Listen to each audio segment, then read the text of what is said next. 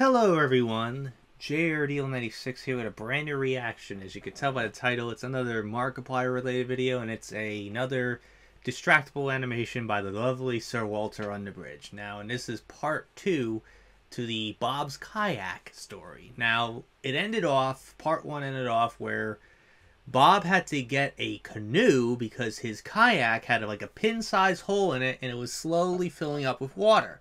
So he had to get it. And they were trying to go down this river that is 26 miles worth. And fortunately, the river itself wasn't necessarily filled up all the way because there were dry areas, like filled with gravel. And they had to drag their canoes and kayaks across the dry sections and then going back on the water and start paddling their way down further until they hit the next dry spot. So that was pretty much where it ended, and they had the longer kayak, paddles, and not the canoe paddles. So that's unfortunately what happened. But anyways, I wonder where this ends, where the story, how the story concludes.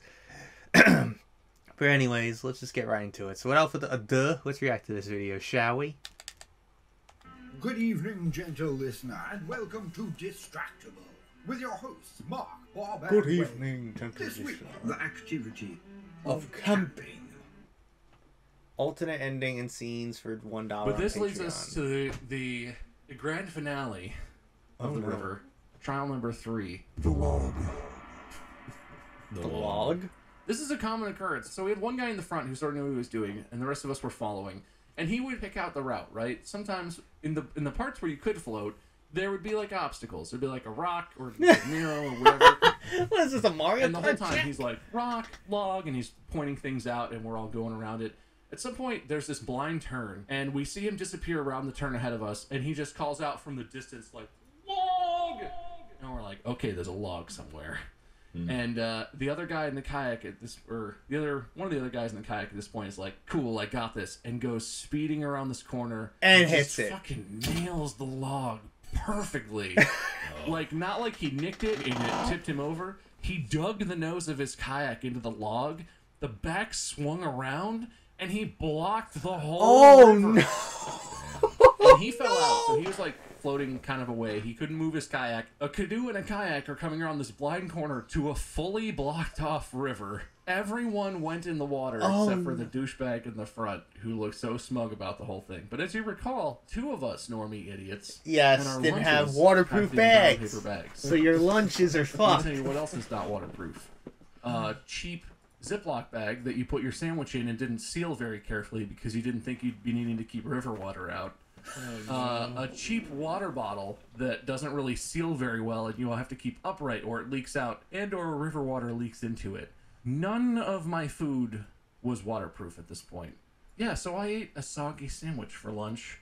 I didn't eat the chips. They didn't fare very well. But the log stole my food, and I'm still pretty upset about it.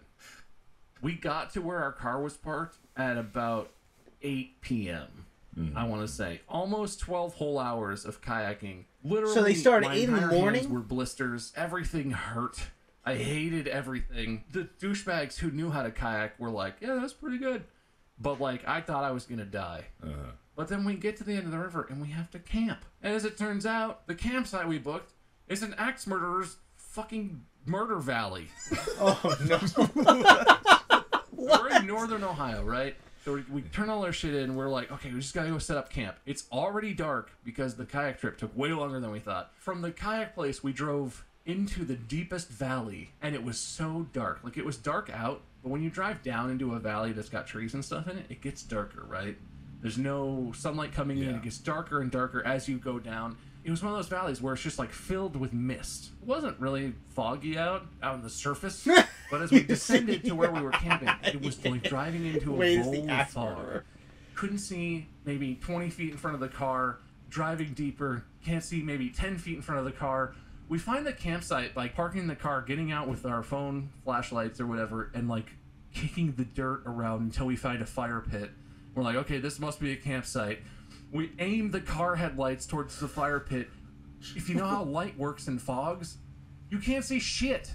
No. Like, all you see is fog in front of your face everywhere. And it honestly felt like we were in a horror movie, in the place where the axe murderer lives in a cabin in the woods and waits for unsuspecting teens to come camp. It was, with the fog swirling, with everyone having flashlights and trying to do stuff, shadows were whipping everywhere.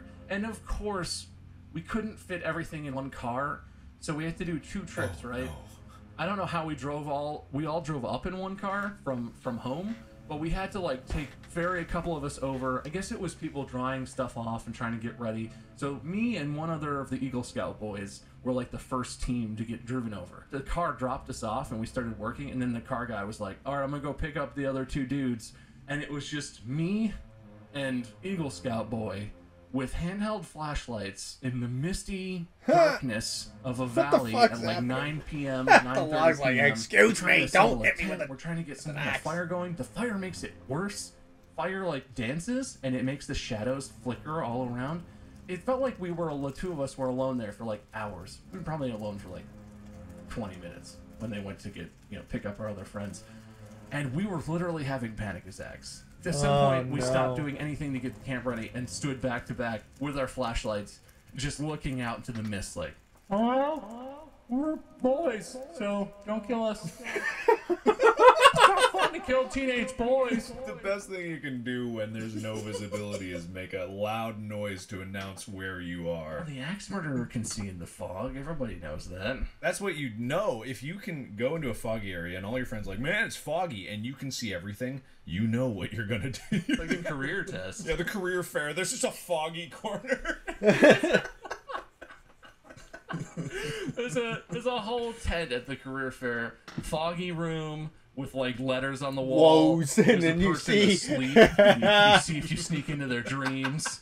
There's a bunch of TVs, and you see if you can come out of them. Yeah. They're all playing static, but if you could speak through one and go out another, One loner kid walks into the TV room, and all the TVs just like become faces, and they start talking, and the people at the career fair are like, we know. This is why we do what we do. You know what, little girl? Your job is chosen. Your destiny is fulfilled. Oh my God! Salary's minimum wage. Oh, Freddy Krueger and Jason. Being this fucking terrified. Yeah, sorry. You just weren't fit. You're more of a fire watcher type. Yeah, you're not wrong. So that's pretty much it. Like, our friends come back. We cook some hot dogs over the fire and hang out. Once all 5 of us are there, it feels like, even if something happened, we could all take them. The Eagle Scouts have got some, knives or whatever, pocket knife sort of things. We're fine. We're safe. And we sleep in the tents, and, like, that's one of the most exhausted nights of sleep I've ever had. Because camping, you're not comfortable. It's not a bed, right? It's like an inflatable pad and a sleeping bag.